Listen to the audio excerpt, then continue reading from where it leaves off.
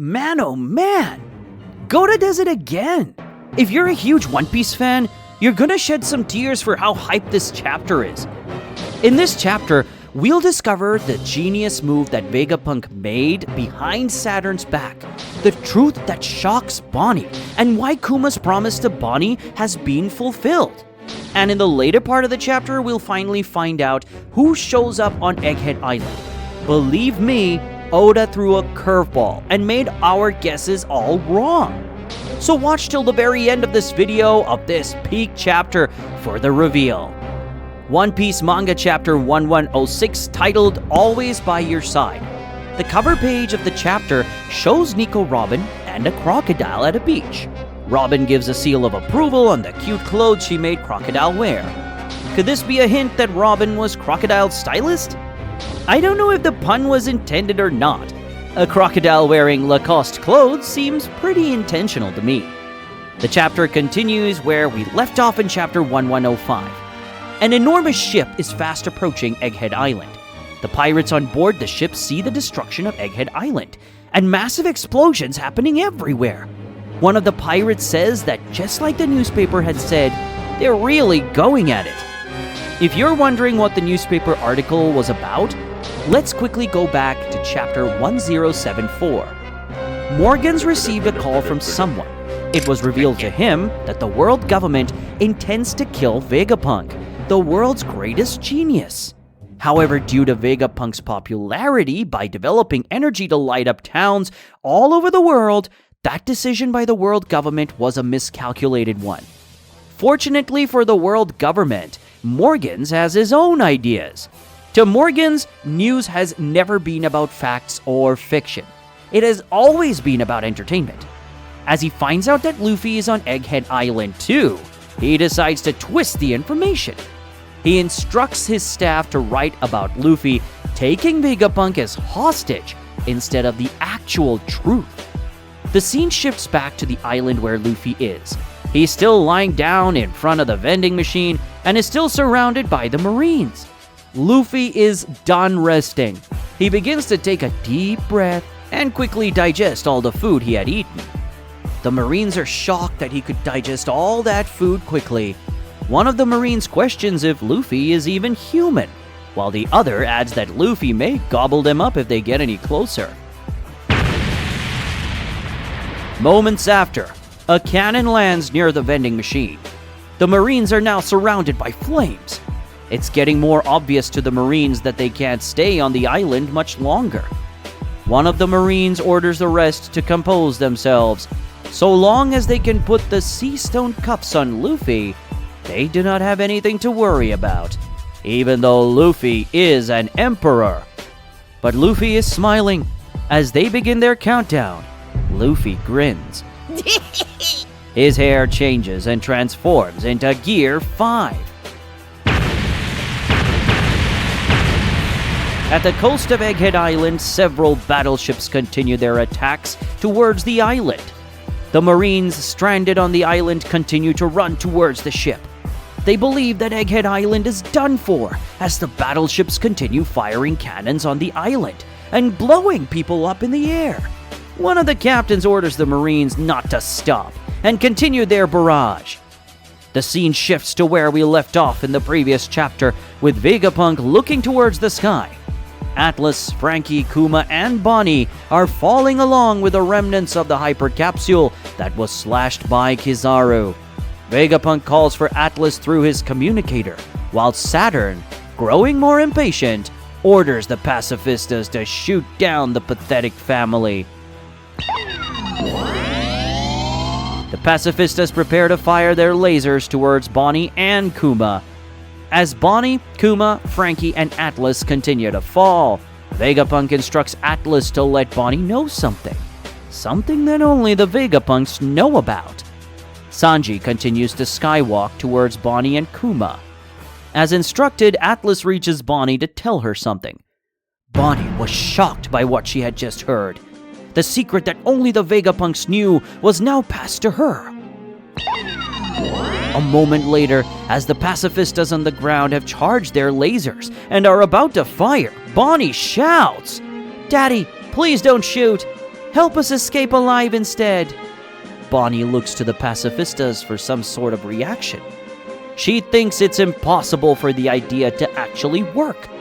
But shortly after her command, a shing sound was heard. One of the Marines asks if any of his fellow Marines heard her shout a moment ago. Another Marine replies that he can't hear a thing over these explosions. Suddenly, several shing sounds are heard within Egghead Island. The Marines are stunned. The pacifistas have officially turned against them. The pacifistas take aim towards the battleship, and the Marines are unable to figure out just why this is happening. Pacifistas begin firing their laser beams at the battleships. Explosions are heard upon the impact of the beams.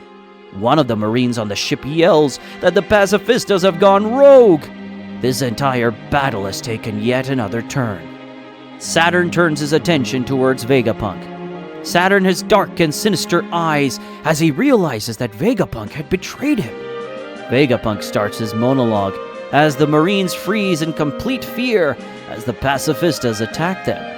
Vegapunk says that there is one thing that keeps him up at night. He discloses that it is the very image of Bonney being killed by her own father. Vegapunk continues and says that the idea of Kuma's precious daughter dying by his own hand is a tragedy that he is unable to stomach. Those very images are what have been causing Vegapunk those sleepless nights and intense anxiety. And that is the very reason why Vegapunk made sure that each and every single clone that shares Kuma's appearance would be programmed to obey Bonney.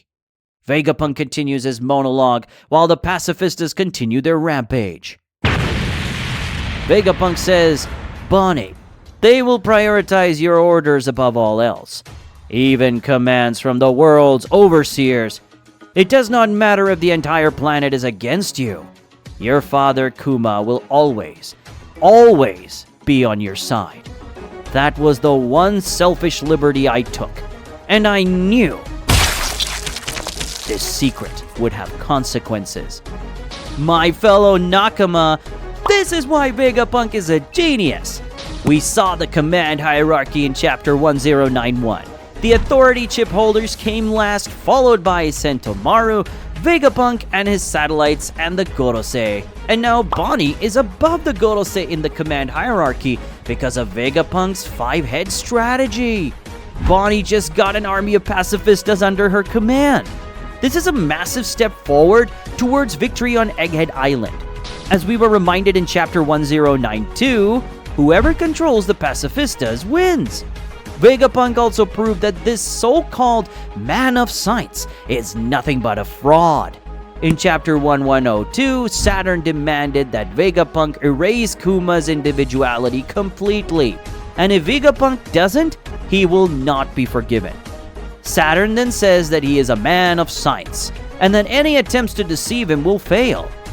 In Chapter 1104, Saturn told Vegapunk that he triggered Kuma's self-destruct mechanism, so there was no way for Kuma to be there.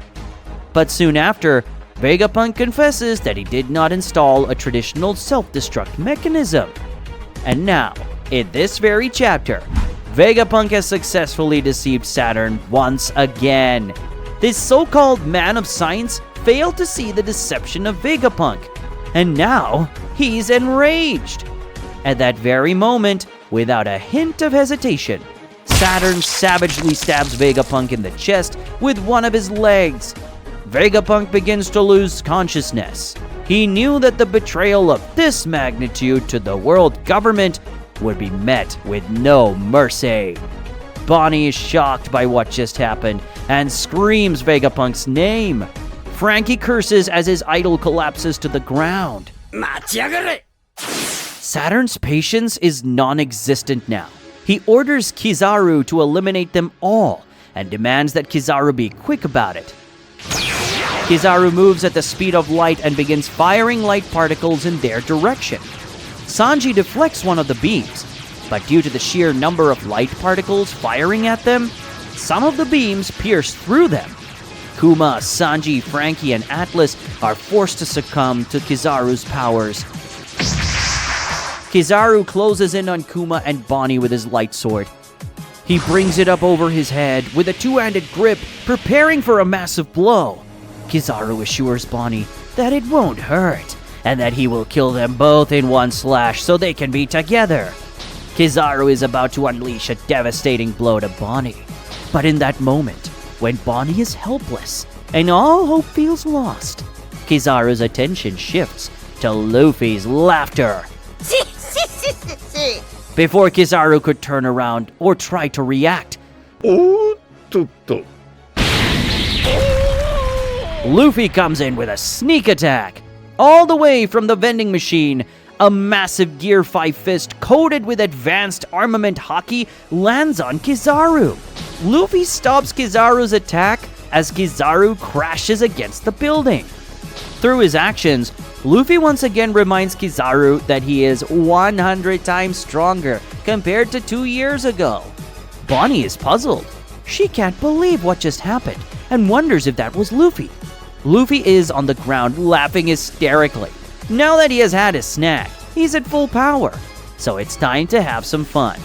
Luffy then transforms the ground into rubber to cushion the fall of Sanji, Atlas, Frankie, Bonney, and Kuma. Sanji asks if everyone is okay as they bounce onto the ground. The scene quickly shifts to the coast of Egghead Island. The pacifistas are still going with their onslaught on the Marines. One of the Marines asks if it's just him or the island is shaking. Little does he know that the ground has been transformed into rubber thanks to Luffy. Another Marine says that no one cares about that now, and that somebody should stop the pacifista. The drums of liberation are echoing around Egghead Island. Saturn can only look on in total and silent disbelief. Kizaru is nursing his head as he hears the drums of liberation too. Much like Saturn, nothing is really going his way today. Bonney rushes to Vegapunk's side. She tells Vegapunk that if they stay here, they will die. The scene briefly shifts to the scrapyard on the island. As the drums of liberation continue, the Iron Giant's eyes are now fully lit. A creak is heard as it begins to move slightly.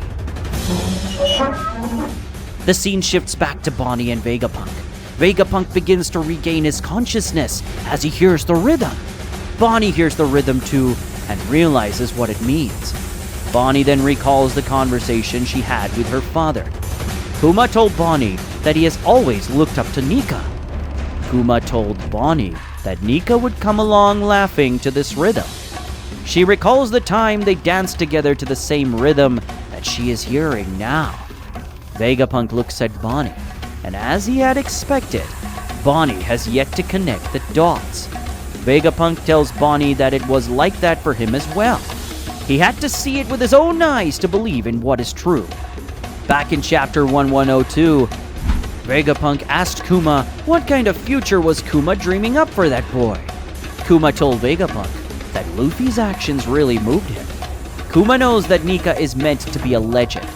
However, if there really was a warrior out there putting smiles on faces, using the rhythm of liberation, it would be great. Kuma says that if there is a hero out there that will change these seas one day, he believes it will be Luffy. Vegapunk then reveals to Bonney the truth of Luffy's identity.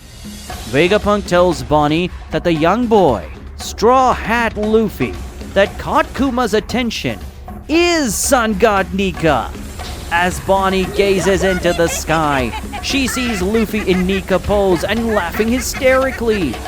What a sight to behold! Bonney is speechless. She finds herself grappling with the reality that surpasses her wildest imagination.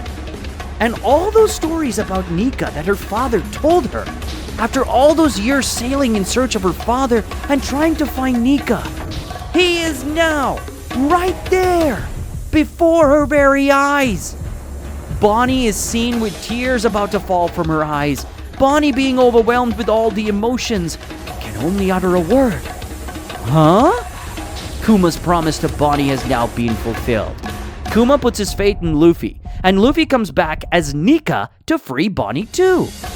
As the drums of liberation continue, there is a slight reaction from Kuma as well. Could this be the moment where Kuma gets his sense of individuality back? It might be far-fetched, but if there is one person who deserves to see Nika, it is Kuma. Vegapunk acknowledges that Kuma was right, and what Vegapunk says next will give you goosebumps. Vegapunk says that to Nika, a buster call is a tame problem for him. After all, people all over the world have been waiting for his arrival for hundreds of years. Oh man, the buster call is about to be Buster Fall. The scene shifts to the northeast coast of Egghead Island. In the Marine ship, one of the Marines is seen making an urgent report. He says that they have made contact with an enormous ship. Upon seeing their Jolly Roger, the Marines are shocked and begin to tremble in fear. One of the Marines thought they had died 100 years ago, but there is no doubt it is them. They are the giant warrior pirates. The enormous ship continues charging forward towards Egghead Island. The Marines are confused as to why they are even here. One of the Marines yells that they are coming right for them as the ships fire their cannons. The Marines are unable to react, and all they can ask is why the giants are here. Broggy is amused by the question of the Marines. They're actually asking why Dory. Dory then questions if the Marines know that there are some things in this world that can't be stopped. Dory and Broggy are here to pick up Straw Hat Luffy. From the wanted posters and potentially a conversation with Shanks, they know that Luffy is their sun god Nika. This is crazy. One Piece Manga Chapter 116 was titled Giants, and this Chapter 1106 is titled By Your Side. Oda is built differently, but if this was something he had planned all along, his level of foreshadowing is on a whole other level again. Now that the tides have turned, it's hard to see what the world government can do to win this battle.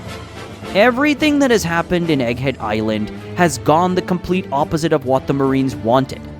Now that the pacifistas are under Bonney's command and the allies of Sun God Nika in action, we're definitely reaching the conclusion of this arc, with Luffy and his crew escaping Egghead Island. But what about Luffy's promise to Sentomaru? Luffy promised that he would save Vegapunk and get him out of the island. But now that Vegapunk is badly injured and his legacy lost in the continued destruction of Egghead, do you think Vegapunk would tell Luffy to just leave him behind? I'd love to hear your thoughts in the comments down below. Let's continue this discussion. Press like if you enjoyed the video, and if you don't want to miss out on future One Piece chapters like this one, definitely subscribe and hit that bell icon. See you in the next chapter. Thank you!